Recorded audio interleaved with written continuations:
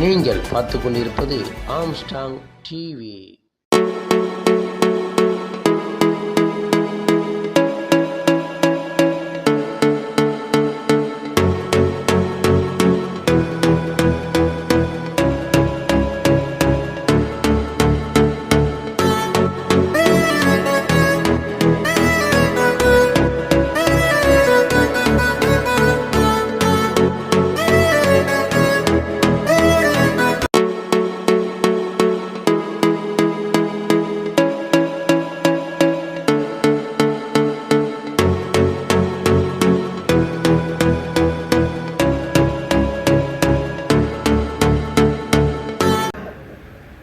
சிவமும் சக்தியும் சேர்ந்தால்தான் அந்த வடிவம்.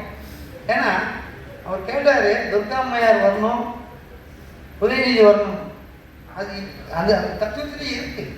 சிவமும் சக்தியும் இணைந்ததான் அந்த சக்தி என்னன்னா முருகன். அந்த முருகன் தான் செயலாற்றக்கூடியவர். அதனால செய்யணும்னா அவங்க வரணுங்கிறதா. அதை தான் அவங்க சூசகமாக சொல்லிட்டாரு. இதுல இன்னொரு சூசகமான செய்தி என்னன்னா, முருகன் தான் சரவணன்.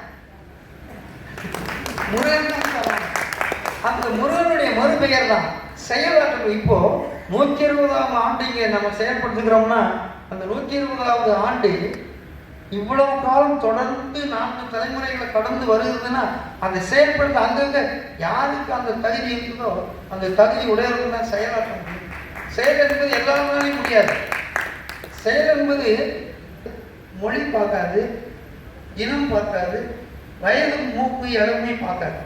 அதெல்லாம் பார்க்காம அந்த செயலை ஆற்றணுங்கிற ஒரு சக்தி உள்ளவர் தான் நம்ம சகோதரர் சரவணன். அதனால தான் அவர் அந்த பொறுப்பு வந்திருக்கார். அது மட்டும் இல்லை, இப்போ எத்தனை முன்னோர்கள் வந்தாங்க. இப்போ நமக்கு சமீப காலமாக நிறைவு காலத்தில் வந்தவர் வள்ளலார். வள்ளலாருக்கு அடுத்து பாம்பன் சுவாமிகள் வந்திருக்காங்க. அந்த வகையில் அந்த பாம்பன் சுவாமிகளுடைய அவர் 6666 பாடல்கள் எழுதியிருக்கார். அந்த 6666 பாடல்கள்லையும் இந்த சைவம் சித்தாந்தம் இதனுடைய தன்மை எப்படி சொல்றாரு, முருக வடிவில் கொண்டு வந்து செயலாற்றக்கூடிய முருகன் தான் செய்ய முடியும். முருக பக்தனாவே அவர் வந்தார்.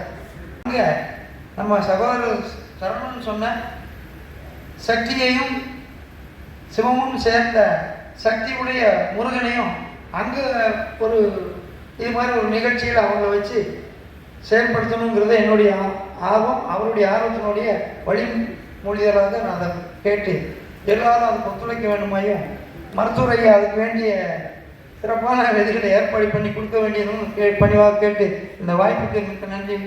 வணக்கம். வெற்றிவேந்தன் அவர்கள் பாம்பன் சுவாமிகள்னு ஒரு ஆள் நடத்திட்டு இருக்கார். இன்னொரு ரகசியம், பாம்பன் சுவாமி தான் என்னை எழுப்பி 2 நாள் தொடர்ந்து பகலில் வந்து என்னை எழுப்பி 2004 சோம்பேறியாக இருந்த என்னை எழுப்பி அனுப்பினார். அனுப்பிய இடம் ராஜேந்திரன். அது அவருக்கும் தெரியாது, யாருக்கும் நான் சொல்ல மாட்டேன். பகல் 12 மணிக்கு இன்னும் படுத்துட்டு எழுந்துருன்னு இந்த 2 நாள் தொடர்ந்து எழுப்பினாங்க. அப்போ யாருன்னு எனக்கு தெரியாது. கிளவு வந்து பாம்பன் ஸ்டேஜில் நான் படுத்துறது பாம்பன் சாமி போயிட்டு, அதுவும் பாம்பன் சாமி ஏரியா தான், ஜிஹெச்ல கோமாவில் இருக்கிறது. அதுக்கப்புறம் 2 என்னடா படித்தோம், எதுக்கு இந்த வாழ்க்கை அப்படின்னு நினைச்சு வீட்டிலே இருந்துட்டேன். பகல் 12 மணிக்கு வாசல் இருக்கு. அதனால தான் நான் புத்தகத்தில் ஒரு படத்தில் அந்த காட்சியை படமாக போட வச்சேன், ஒரு ஓவியர். இப்போவும் நான் பாம்பன் சாமிக்கு கொடுக்கணும்னு நினைச்சேன். எனக்கு கொஞ்சம் இந்த விடுமுறை ஆனதுனால கடையில் வரல. உங்களுக்கு மறுபடியும் அதை கொடுப்பேன். ஏன் இதை சொல்கிறேன் அப்படின்னா, அவர் வாயால சொல்லிட்டு விட்டாரு, நான் வந்து செய்யறதே பாம்பன் சாமியை பற்றி தான் முன்னின்று நடத்துகிறாருங்கிறதுல எனக்கு துளியும் ஐயமில்லை. அதுல 2004 எழுப்பினதுனாலதான் நான் ராஜேந்திரன் சாரேன்னு பார்த்தா காசிக்கும் வேலை கிடைச்சது. அந்த 2004 இரவு 12 மணிக்கு நான் பேசின இடம் திருப்பூர் சிதம்பர சாமி அந்த ஊர்ல. அப்ப என்ன நடக்குது அப்படின்னு நம்ம இதெல்லாம் பேசினா எல்லாருக்கும் அது இதெல்லாம் நான் பேசினா தம்படிக்கிற மாதிரி ஆயிடும். அப்புறம் நீங்க வேற நம்புறவங்க பின்னாடி வந்து திருவூர் கூட நாளைக்கு அது பிரச்சனை.